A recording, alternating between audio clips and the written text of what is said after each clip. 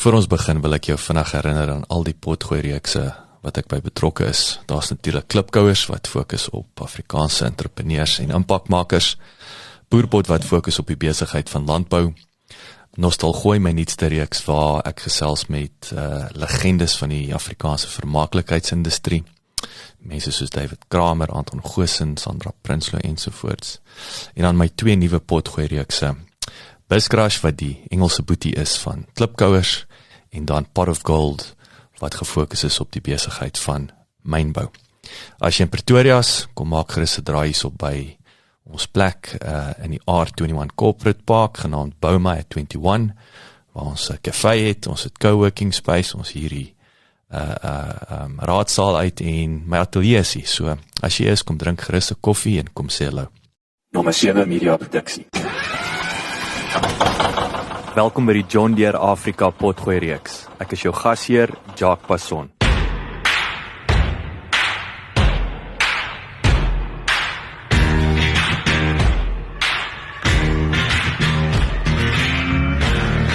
Pieter van der Westhuizen boer met mielies, sonneblomme en sojabone, nadat hy aanvanklik met beeste gespekuleer en ook 'n melkerybedryf het.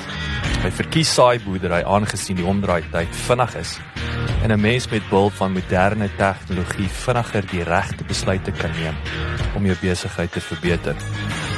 Hy spandeer ook heelwat geld op sy grond se vrugbaarheid en status voortdurend te verbeter. Verder glo Pieter in proewe, standproewe, kunsmisproewe, kultivaarproewe ensovoorts. En hy het 'n voltydse persoon aangestel met die uitsluitlike doel om die proewe te plant. Sy werkers en veral die trekkerdrywers beskou Pieter as spesialiste in hul eie reg, wat groei saam met die tegnologie en derhalwe betaal hy hulle tot 3 maal die minimumloon. Lekker leer en lekker luister. Pieter, vertel ons 'n bietjie meer van jouself. Waar is jy in die wêreld? Hoe lyk die familie? Jacques, ek boer naby Parys, so ons bly net buite Parys en ek is 'n saaiboer. Ek het 'n vrou en 3 kinders, skoonkinders ook al, so dis maar die gesin. Waar is die kinders? My een seun bly saam met ons op die plaas, maar hy doen sy eie ding. Hy bemark hy het sy eie besigheid, digitale besigheid. Dit was musiek vir my ore natuurlik, Pieter. Ek hoor is 'n man wat my taal praat. Ja, nee, so maar dit gaan relatief goed so en dan my een dogter is 'n veearts in Johannesburg by spesialistpraktyk en my ander dogter is 'n bedryfsingenieur in Reits, so hulle bly in Frankfurt. So wat doen 'n bedryfsingenieur? Is dit VKB? Ek wil dink ja, sy werk by Grainfield Chickens eintlik en sy werk met 20 keys, dis 'n Japaneese stelsel wat produktiwiteit en bemarking en alles verbeter.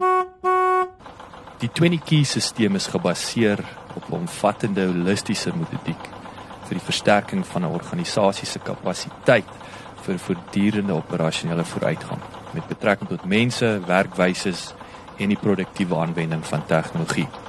Die stelsel is in 1982 ontwikkel deur 'n Japaneese ingenieur, Prof. Kobayashi. Hy het ook 'n boek daaroor geskryf waarin hy die stelsel beskryf as 20 praktiese en sinergistiese geïntegreerde areas van fokus. Die metodiek is grond op 'n maatstaf en hersieningssisteem van vordering, wat die verbeteringspogings na hoër vlakke van operasionele voortreffelikheid lei. So sê dis haar werk om by Grainfield Chickens daai stelsel te implementeer. Sure, wat deel van VKB is. Ja, en ek kan net dink as dit Japanees is, dan gaan dit nogal heel beïndruk en produktief wees. Ja. Hoor jy, julle het nou maar al die jare groot geword hierso. Ek weet julle manne ook, julle is 'n paar broers hierso in die omgewing. Ja, ons familie is redelik groot, so ons het hier groot geword en maar in die turfwêreld, soos dit maar hier rondnoem. So ons het maar as saaiboere groot geword, meestal. Hoor jy man, net soos 'n side note, dit was vir my dit was nou snaaks toe ek hier stop en ek sê vir jou ek herken toe die gebou en min weet of jou huis en min wetend ek het hierso toe te gastehuis was 'n jare bietjie terug en die aand is jy toe hierso, so ons het mekaar ontmoet meer as 'n jaar gelede, maar ja, so is nou lekker om terug hierso te wees en met jou te kan gesels. Maar kom ons fokus 'n bietjie op die boerdery. of die besigheid, jy weet, so jy het nou gesê hulle saai boere, is dit eksklusief mielies, so hoe lyk die besigheid? Ja, so my boerdery is gediversifiseer in die sin van beeste en dis net 'n saaiboerdery. Ek plant mielies, sonneblom en sojabone. So toe ek begin boer het ek met beeste geboer. Ek het eers begin spekuleer met beeste, deur 'n slagpale gesit, deur slaghuise, so 'n bietjie die produk verder probeer vat tot by die publiek en toe het ek 'n melkery gehad vir so 10 jaar en toe het ek net begin saai. Hoekom het jy daai so, ek wil amper sê, ek wil nie nou al begin praat oor besigheidsles nie, alhoewel ek neem aan dit sluit daarbey aan, maar hoekom vee en toe opgehou? Hoekom melkery en toe opgehou? Hoekom nou net 100% saai? Ja, kyk, die melkery was lekker, maar daar was nie, op die einde was daar nie geld in gewees nie. So ons het nie, ek wou nie eintlik my melkery verkoop het nie, maar dit het net naderhand, die voer was naderhand die totale pakket. Ons het dit alles 100% probeer reg doen en ek dink dit was miskien ook die fout, want ons het te veel geld ingesit om die besigheid te probeer of die melkery meer produktief te gemaak. Maar toe op 'n stadium toe moes ek sê dit maak nie genoeg geld nie, en toe het ek oor gaan saaiery toe en dit was maar moeilik in die begin, maar op die einde het ek nou goeie grond en dit gaan nou goed. Ek wil net terugkom, ek bedoel, waar is die melkerye in die Vrystaat? Okay, ons weet waar daar definitief nie een is nie, en dis in Vrede, nee. Maar wat is as ek Vrystaat dink ek glad nie Ja, in die verlede het ons baie gediversifiseer, so toe my pa begin boer het hy 'n melkerytjie gehad, en hy het 'n bietjie van sy mielies deur die melk en kuilvoer gemaak, so dit was, maar ek bedoel, toe kon jy met klein volumes, kon jy nog 'n bestaan maak. Maar deesdae as jy seker in die Vrystaat onder 300, selfs 500 koeie melk, is dit nie, ek dink jy sukkel. Ja, en die probleem is ons kompeteer met die ouens in die Oos-Kaap wat van weidings af melk. Ons kompeteer met ingevoerde langlewe melk, poeiermelk. So ons melkprys wil nie klim nie en ons moet deur die winter moet jy voer. Jy kan nie van weidings af voer nie. So in die Vrystaat jy op 'n volvoerstelsel. 90% van die tyd. Of die ouens wat lewe maak uit melkery.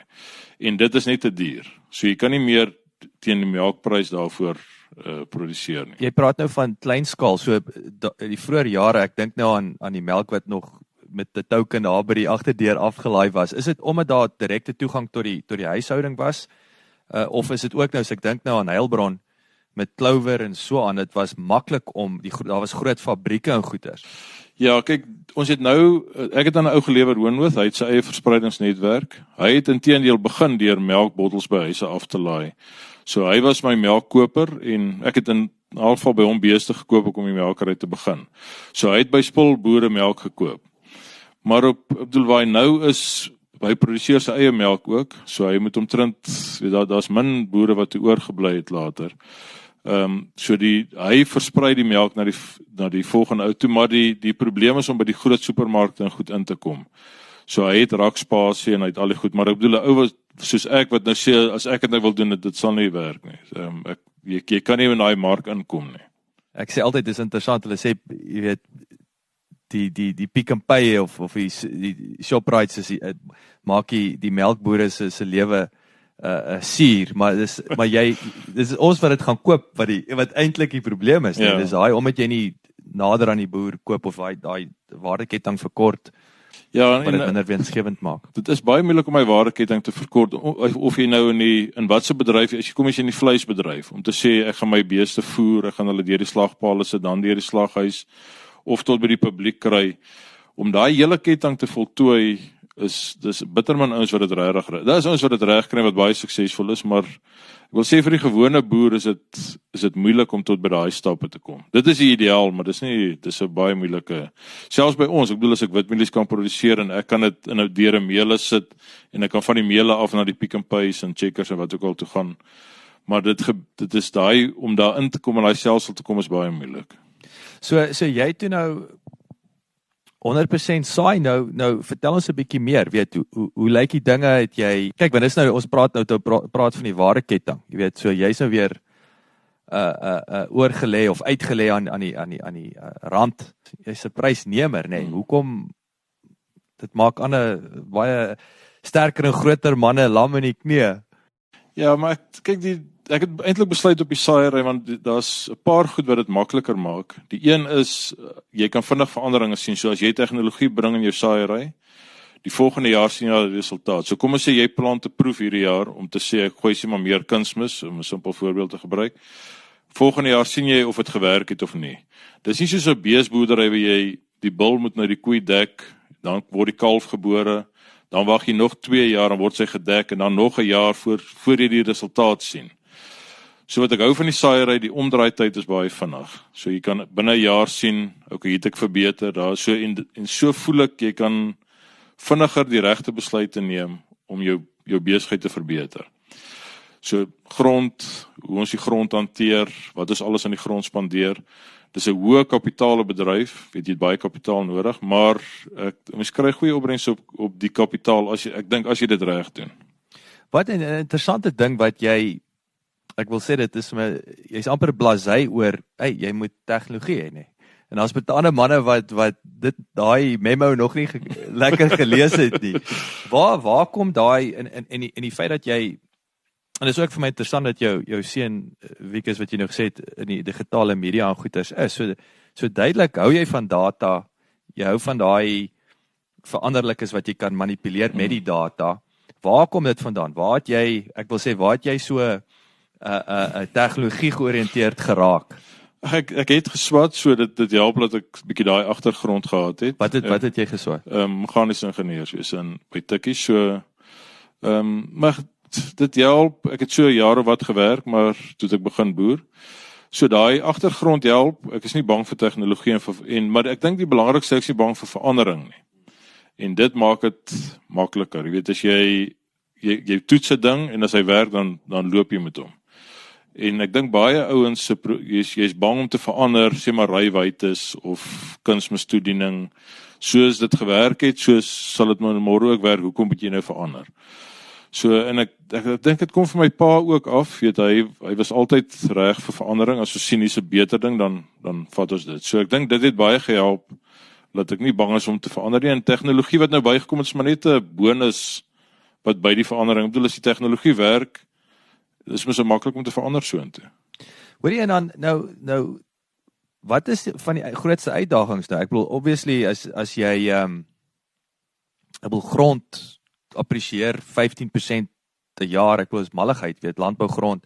Wat is die uitdagings om meer grond te kry en hoe het jy meer grond gekry nou oor die jare?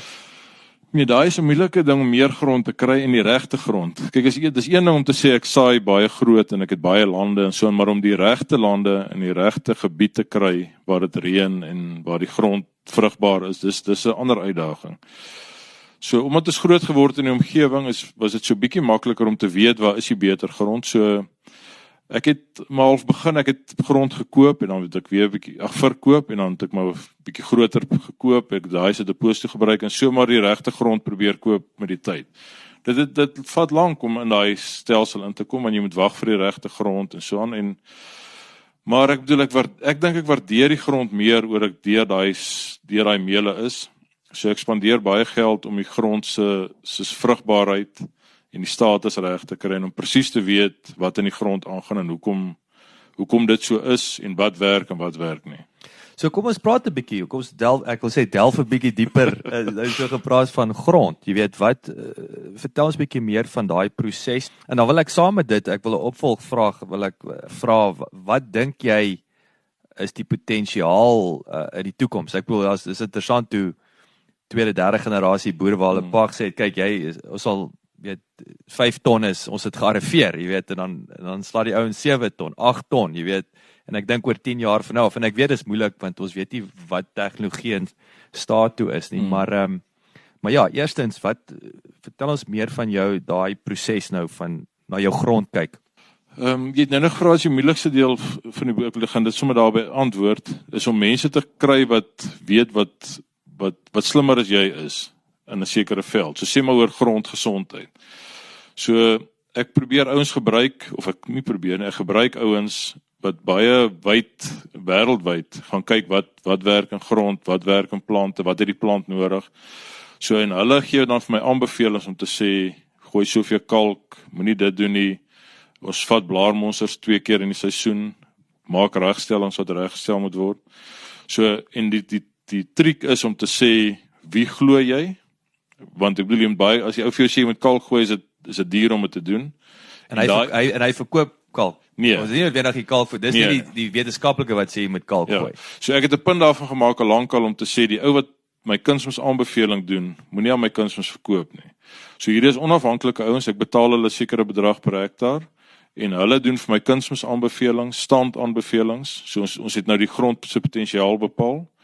Hulle slaat so 2 meter diep en dan gee hulle wat se kleilaag het jy en wat is jou potensiaal op daai grond en dan daarvolgens neem ons opbrengsbesluite, standbesluite, hoeveel kunsmis jy daar moet gee en hulle skryf dan vir my kaarte vir my masjiene om te sê hier moet jy soveel kilogram kunsmis gooi, hier moet jou stand sê maar 50.000 wees, hier moet hy 20.000 wees en jy lees dit dan in jou masjiene in en hulle en daai soos jy dan plant verander die hoeveel stand jy nou wil plant, hoeveel kunsmis jy moet gooi. Wanneer het hierdie tegnologie of hierdie proses regtig ingeskop? Kyk, dit is al 'n rukkie aan die gang. Ek dink dit veral in die wêreld waar ons is, was die ouens nie so gemaklik met die tipe opbrengs wat ons grond kan gee nie. Ons het nou turfgrond aan die bokant en dan het ons kleilaag. So ons het nie watertafelgronde nie, maar ons kleilaag kan vog hou. So die ding is net om die vog in te kry en dit dan weer beskikbaar te stel vir die plant. So die ouens, hoe doen jy dit? jy moet keer dat die water net die land uit hardloop as daar te veel is, so jy moet jou grond bros kry en amper soos 'n humuslaag op jou, dis waar nou-tal ook maar vandaan kom, ek nou-tal nou nie, maar om te sê jy moet, as jy 'n reënby kry, moet die water nie alles weghardloop nie, jy moet alles probeer in die grond kry. Nou daarvoor, die kalk is nou een ding, want as jou grond hoog is in magnesium, seël uit die grond, so as jy nou die kalk skop die grond bietjie oop en dan kry jy nou water in die grond, so die triek is om die grond nat te kry.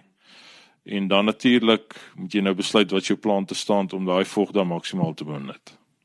So die ouens gee dan vir jou aanbevelings om te sê, okay, gooi soveel kunsmis, plant hierdie stand op hierdie deel van die plaas wat hierdie opbrengspotensiaal het en dan werk ons maar van daar af. En is dit plaaslike ouens of jy het nou genoem ook jy kyk na internasionaal. Ek wil amper vra waar's best practice of is ons ouens slim genoeg?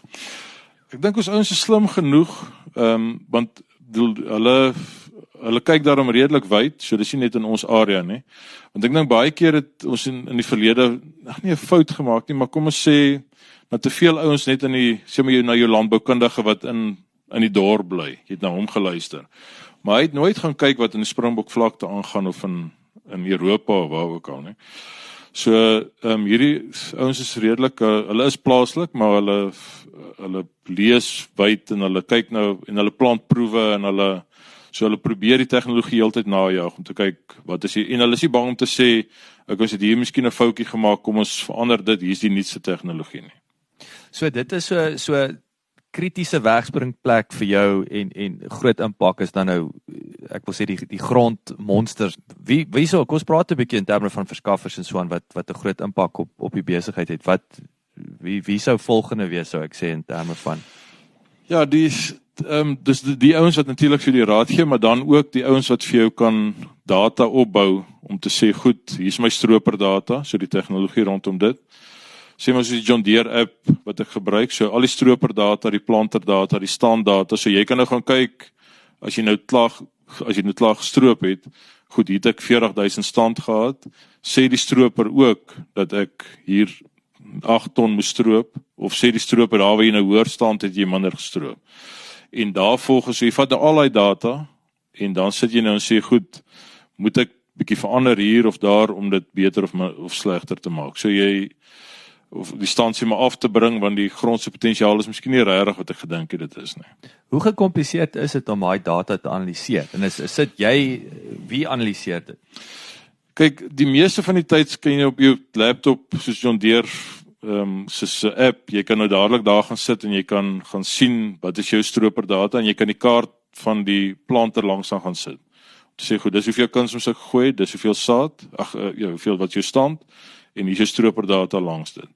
So jy kan op elke plek in die land gaan sê, dis so my planter Hy sê ook wat se kultivar jy plant, spoed wat jy plant, ons het downforce op die planter, so hy sal vir jou sê wat was die downforce krag wat op die grond gedruk is. So jy kan al die data dan gebruik om beter besluite te neem.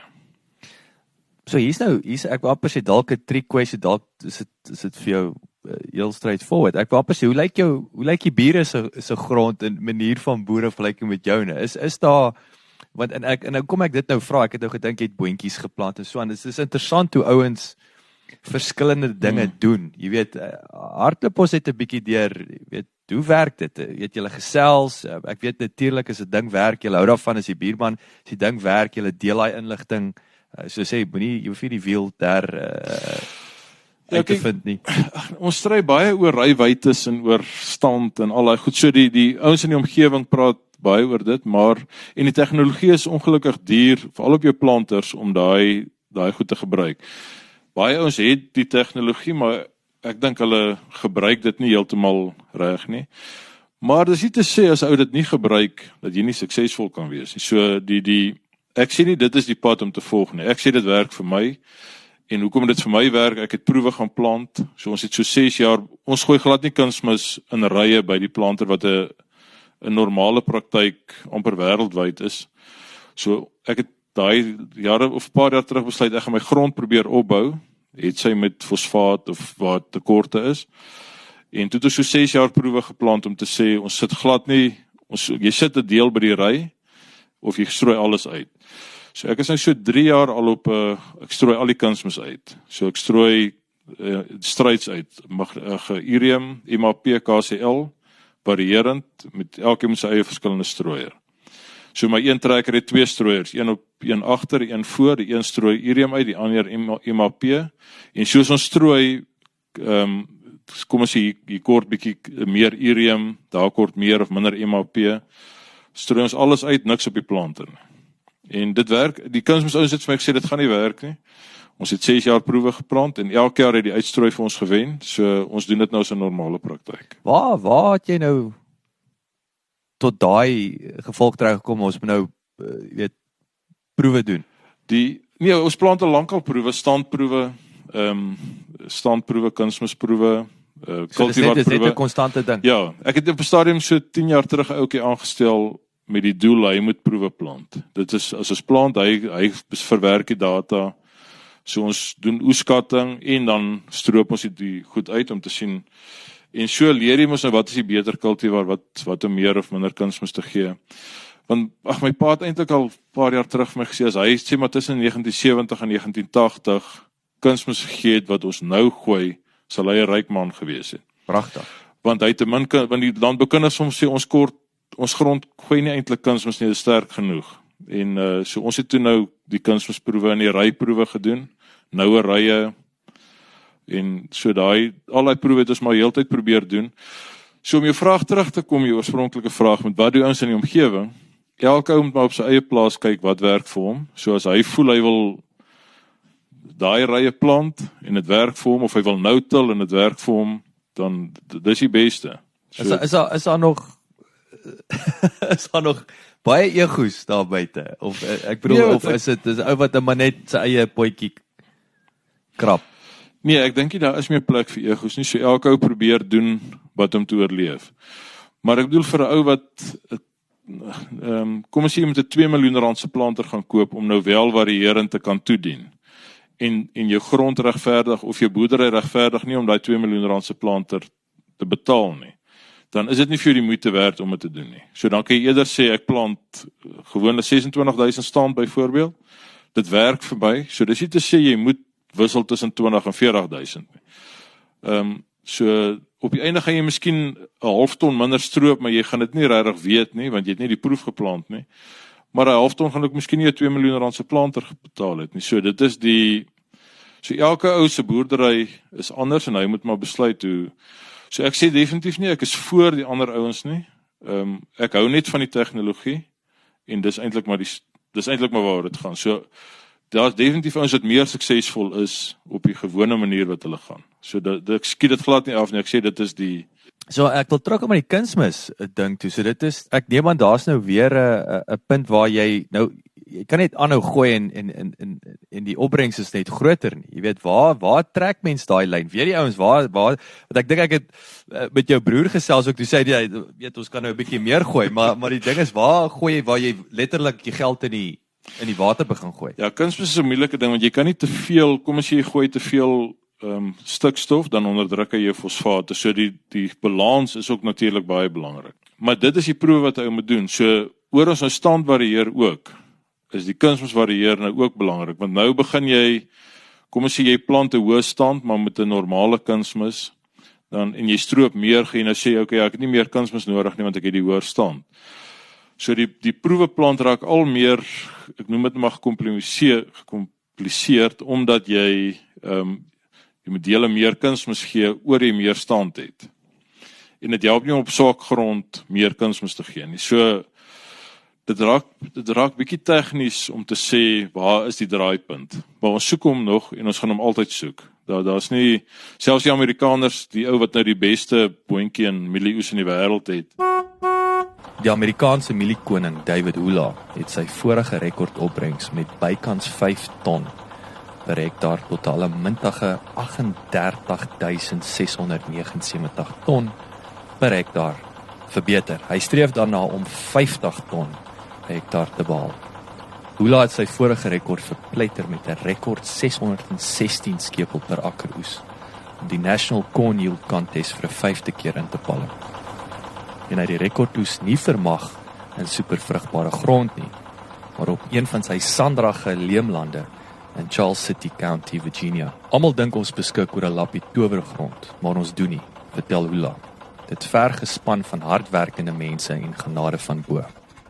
Hy kan nog steeds nie vir jou mooi sê, wat is die draaipunt? Ja, so maar ek bedoel, dit moet elke ou maar op sy eie plaas gaan probeer bietjie kyk wat. Ons het al baie hoog bemest en nie regtig resultate gekry nie. Maar die punt bly staan, jy moet, is vir my interessant, as ek so na jou luister, met hierdie proewe, as jy terugtrek na die digitale wêreld, ons moet mos maar beta, né? Dis 'n beta is jou proefloopie. Ja. En dan leer jy en dan tweak jy en dan leer en dan gat jy, né? So dis julle doen dit maar nou net op die fisiese manier van toets. Kyk wat gebeur. Ja. Tweak, toets, tweak. Nou dit klink maklik, want dis nou om te sê, okay, dit nou hierdie jaar gewerk, maar ongelukkig is die saaiery baie onvoorspelbaar, so jy kan nie op die graan bedryf. So dis nie te sê wat jy hierdie jaar gedoen het, gaan volgende jaar werk nie. So kom ons sê, jy sien nou, okay, wag, ek het sy piek van die kunsmis, en jy doen dit volgende jaar, en jy kry reën, sê maar vroeg in die seisoen en nie laat nie, dan is die hele data daarmee heen. So die ding is om 'n paar jaar se proewe te doen, om te sê, goed, dit werk op die langtermyn. Hierdie jaar het dit nie gewerk nie, maar die ander 3 jaar het dit gewerk. Ja, so jy kan daai kans vat, jy moet regmaak vir die ou opinies. So net as jy dink, jy weet nou wat jy doen, dan kom jy agter, jy weet nie wat jy doen. Hou jou nederig. Ja.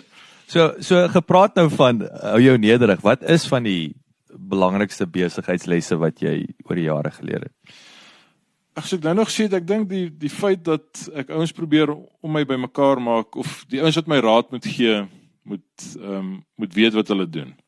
Ek dink dis meer daai besigheidsbesluite, en ek hou van, noem dit nou maar geskiedenis van die boerdery. So wat ek gedoen het op 'n stadium om te sê, ek het baie grond gehuur, dan sien ek die plaas val elke jaar, sê maar, laaste op of hy is nie in die top 10 nie, noem dit nou maar so, hy val elke jaar 7de of 8ste of wat ook al, en dan los ek daai grond eerder. So as die huurkontrak moet hernu word, dan sê ek vir die ou, nee, ek stel nie belang om die grond verder te huur nie, omdat hy nie so ek het heeltyd probeer om die beter grond op te bou, hulle reg te maak, en te konsentreer op hulle. So die besigheidsbesluit om te sê, ek werk bietjie op geskiedenis, en wat die geskiedenis my leer van die grond en so aan, en dan daarop 'n besluit te neem. Nie net te sê, maar okay, ek werk maar die grond oor dit nou daar is nie. Yes. Daai tipe. Is data-gedrewe besluite. Data-gedrewe besluite, ja. Wat is een stukkie raad wat jy jonger self sou wou gee? Ek het toe ek nou vroeër sien wat dit is, toe dink ek Ek weet nie eintlik nie. Ek weet nie of wat my broer gesê het nie, maar ons was baie bevoorreg dat my pa lank geboer het, en soos ek vroeër gesê het, hy is nie bang vir verandering nie. So, ek dink die raad wat ek vir my jonger self sou gegee het my pa en alles vir my gegee, want ek was nooit bang om te vra, geef my die raad, of wat sê hy, selfs nou nog, ek bedoel, hy is nou 81, en voor ek iets doen, gaan sit ek al by hom, en ek sê, dis wat ek wil doen, wat dink hy, hoe voel hy daaroor, en dan sal hy maar die volgende dag sê, ok, hy het nou daaroor gedink, en dis so ek dink die raad wat die jonger self my gegee het, ek miskien klaar by my pa gekry toe ek jonk was. Dus jy moet dis daai mentorskap, is daai ewig nie, en is data. Ja. Ek was interessant hoe ek gesê het, selfs jy motorfiets koop, nee, jy het 'n manier, of jy het gedink, jy gaan jou ek wil sê jou ou handelsmerk koop, en dan teen die tyd wat die data die praatwerk doen, toe koop jy 'n nuwe handelsmerk. Ja. So nee, ek dink dis 'n moeilike vraag om te sê, wat sê vir jonger self sê, maar ek kan nou vir jou sê, dis miskien om vroeër met tegnologie te begin het, maar ek het nie die finansiële vermoë gehad om dit te doen nie. So ek het geweet wat gedoen moet word, maar partykeer is daar maar net ander faktore wat keer dat jy wat jy weet wat jy moet doen, wat jy nie kan doen nie, oor dan wat beperkings is. Ek wil net terugkom vinnig, waar begin ek weet nou, Viljoenskroon en Botawil, ek wil julle ouens, dis seker vir julle verskriklik tergend, die feit dat julle reg langs die manne met die watertafel, nee, dis soos, ja, kyk, waar is daai lyn, waar die drastiese grondverandering kom hierso? Kyk, die areas verskil so vinnig, ons het altyd gedink, ons grond is baie konstant, so ons het turfgrond, en of jy nou hier plant, en of jy nou op die volgende plaas plant, is dieselfde, dis turfgrond klaar. So, baie keer sê hulle die ouens die N1 sny hom af, en dan, maar ek bedoel by Rooiwal, by Koppies is nou een deel wat nou watertafelgronde het en so aan. So, toe ons hier begin boer het, of toe ek begin boer het, was ons eintlik onder die indruk, ons grond is nie so, ons het, hoe sal ek dit nou mooi stel, minderwaardige grond, laat ek eerder sê, ons grond is vrugbaar, maar ons kan nie groot oeste maak nie. Maar ek dink in die laaste 10 jaar het dit redelik verander, en dis ook hierdie ouens wat ek jou sê, wat die karterings doen, wat toe besef het, maar wag, hier is bietjie meer in, as net die turflaag wat jy bo het. So, ons het swak dele in ons grond, maar ek dink soos enige Viljoenskroon of Botawil boer ook maar het, maar ons het baie goeie dele wat 10 ton plus potensiaal het. En dis nou weer tegnologie wat dit nou sigbaar gemaak het. So, definitief glo ek nie meer ons het minderwaardige grond nie. Ek dink ons kan, saam met enige ou, deesdae, as jy die regte grond reg hanteer, kan ons definitief kompeteer met graanboerdery. Dis vir my, ek dink aan, ek kan nie onthou met wie ek gesels het nie, ek dink dit was al Kobus Steenekamp van Beyer of iemand, wat vir my vertel het, ek sal vra waar begin die goeie grond in Gauteng? Toe sê hy vir my, waar is actually waar die lughawe gebou is. En dis nou een van daai wat, jy weet jy nou dink jare terug, weet, dis die ouens weet wat hulle daai tyd geweet, nou geweet, het nooit die lughawe daar gebou, maar dit is wonderlike landbougrond, maar ja, dit is nou weer wat tegnologie dinge sigbaar maak. So, net om terug, soms net vinnig daar ook, ek dink elke gebied het sy uitdagings, so jy, as iemand my nou vat en sê, okay, hier is veel Viljoenskroon of Botawil watertafelgronde, ek dink nie, ek sal nie regtig aard daar nie, ek bedoel as die wind waai, en ek weet nie wat om met die wind te hanteer, weet, so ek sal nou daar gaan en allerhande boerderpraktyke toepas, en dieselfde as daai ouens hier na ons toe kom, hulle gaan dink, maar hierdie ouens, bedoel, hoe werk jy die grond, wat maak jy as dit droog is, jy weet, daai tipe, weet, jy kan nie, daar is net sekere tye jy kan werk, so, ek dink ou het maar aangepas by die omstandighede, en daai aanpassing maak jy maar tot die beste wat jy kan doen. Dit is vir my ongelooflik, ek sien so half vir my geestesoog, hoe hierdie grond is hierdie dinamiese veranderende ding, wese amper, nee, wat so ek sê, wat hier gebeur nie daar nie, en waar is in daai kennis en gut, nee, wat jy opbou, dit is nie net inplak en uitplak en dan gat jy, of alles oor dieselfde kam skeer nie, dit is vir my baie interessant dat, en ek bedoel, maar dit is ook hoekom, wat vir my interessant is ek dink dis hoekom ons al die jare ook net, mense maar net gedink 'n boer is 'n boer, jy weet jy boer, en ek dink 'n boer het ook net gedink hy's 'n boer. Dit klink nou simpel, nee, maar dit is al lankal nie meer so nie. Nee, ek het 'n briljante jong ou wat vir my werk, hy was saam met my seun op skool en hy het eendag sê hy wil graag boer, en ek het hom toe nou aangestel. Maar ek bedoel die goed wat ek gedink het, almal moet weet oor hoe werk 'n planter en hoe werk die grond en so aan, moes hy alles van vooraf leer. En dit mense het eintlik nie besef, maar jy weet eintlik meer as wie jy dink jy weet. Want goed is natuurlik. Ek bedoel ek kan langs 'n trekker ry en hoor hy loop reg of hy loop nie reg nie. Maar dis maar iets wat maar van kleins af so daar was, oor die hele dag op 'n trekker moes sit byvoorbeeld. Maar 'n ou wat nie daarmee groot geword het en veral in ons wêreld met die turf, ek dink dit is nie so maklik. Ons het 'n gevoel opgebou van hoe dinge moet werk.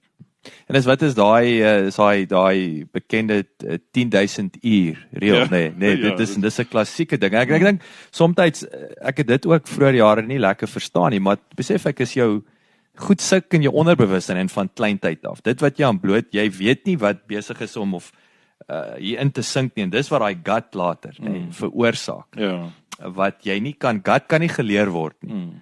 Dit was daar of nie daar nie, of dit kan baie moeilik aan geleer word.